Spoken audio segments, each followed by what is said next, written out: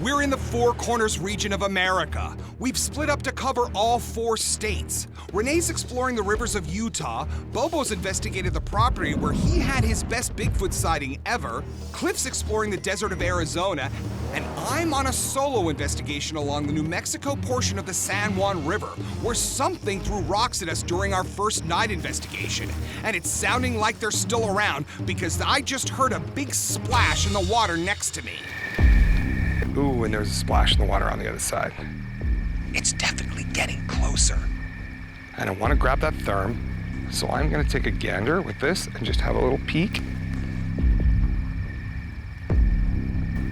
So I haven't seen anything on the therm, and I'm thinking that Squatch is probably over on the other side, and it's pulled back in the brush. Well, that brush over there is super thick. I needed to come out to the edge of that brush so I can see it with my thermal imager.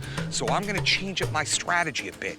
I'm gonna make myself smaller, get down toward the edge of the river, and I'm gonna talk out loud like I'm doing right now. It'll think I'm just hanging here instead of looking for it. New Mexico really is the land of enchantment because I'm pretty enchanted right now because there's a Sasquatch over on the other side that's occasionally throwing rocks in. Oh yeah. Something just went in the water right over there. And I could hear it moving around right on the edge of the water. Damn. And now I'm a little nervous. And I shouldn't be because I know they won't hurt you, but when you got an animal moving around and you know it's a Sasquatch and it's 50 feet away from us, right? You know, I usually don't get a little nervous, but I can hear something big that just moved into the water, either in or out of it, less than 50 feet away from me. I can't tell whether it got in the water or it got out of the water. So it may still be on this side or it may have moved to go across to the other side. And I just heard another sound over there, and I think I'm gonna take a peek. I'm gonna look across to see if I can see any heat signatures, either on the ground or in the tree. And I'm not seeing anything. Again, nothing on the therm, and that's what is endlessly frustrating about going after Sasquatches. They are very intelligent, and if they don't want to be seen or lit up by a spotlight, then they're not gonna be seen, especially when they have the advantage of terrain, like they do here, where there's such thick brush down by this riverbed. I'm not gonna give up though. I'm gonna keep laying low and looking around, and hopefully this Sasquatch will have a change of heart and maybe want to come take a look at me.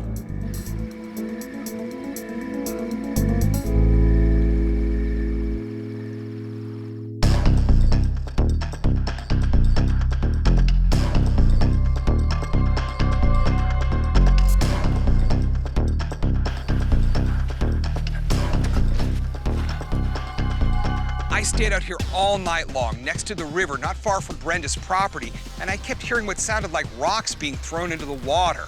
And yeah, I didn't see any Sasquatches on therm, but I do think this is the best spot for us.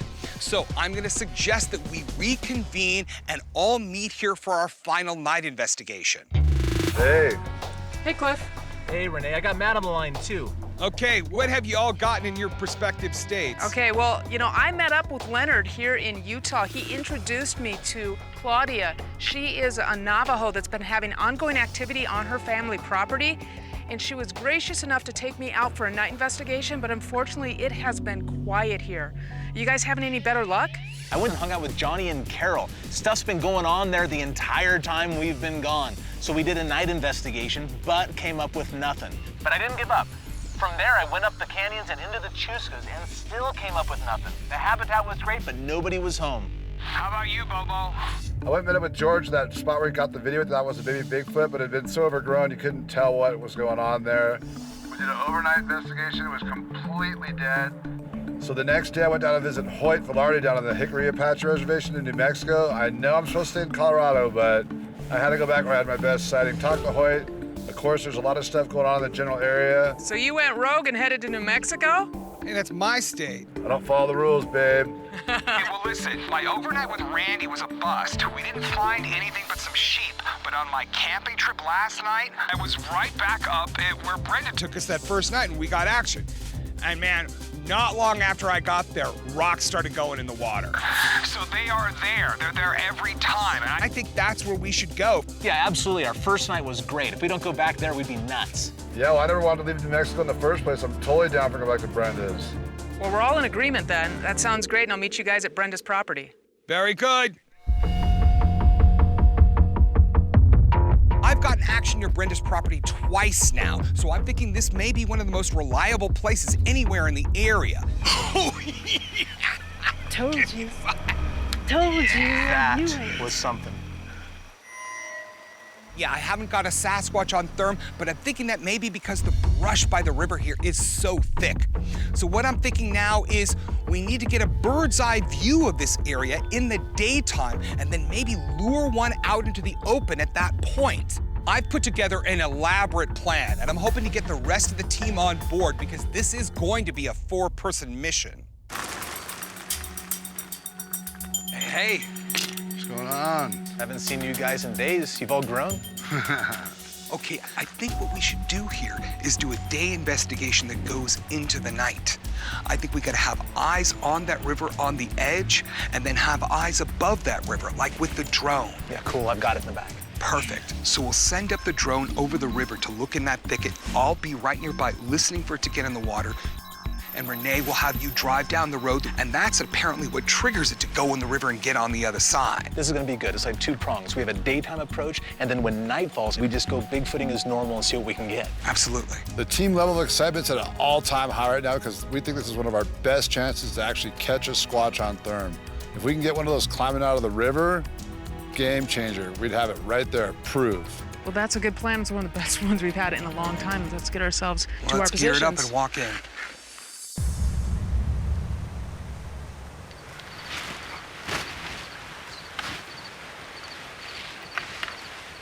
That's a pretty gnarly storm coming this way. Yeah.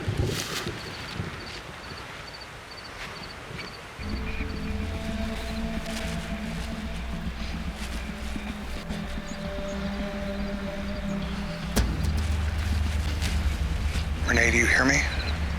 All right, loud and clear, Matt. Okay, Bubbo and Cliff, are you ready? I got you, Matt. Send the drone.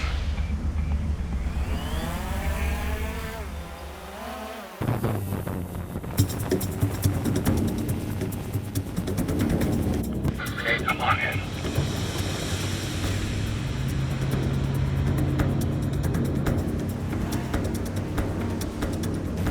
Getting closer. We're almost over the thicket.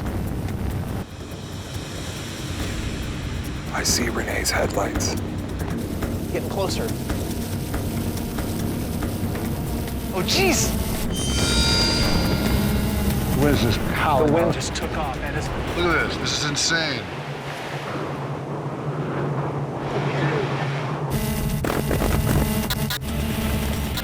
Matt, the wind just went crazy. We can't control the chopper. Well, to bring it back to you, it's blowing across the island. We're trying. The wind's too strong. Losing control. Holy smoke. Dude, I think it just went in the river. It's dead for sure. Moneymaker. Yeah. That drone is long gone. Sayonara. Oh, man. This is so typical of squatching. As soon as you get some action going, something malfunctions. In this case, as soon as we launched that drone, within seconds, boom, huge gusts of wind. We may have lost our aero view, but that was only one part of our strategy. Regardless, we're still in the best spot in all of the 4 corners. The San Juan River's batting 1,000 for us. We're 2 for 2 on night investigations getting squatch activity here, so we're gonna hunker down and wait for nightfall. Looks like we're gonna have to find squatches the old-fashioned way.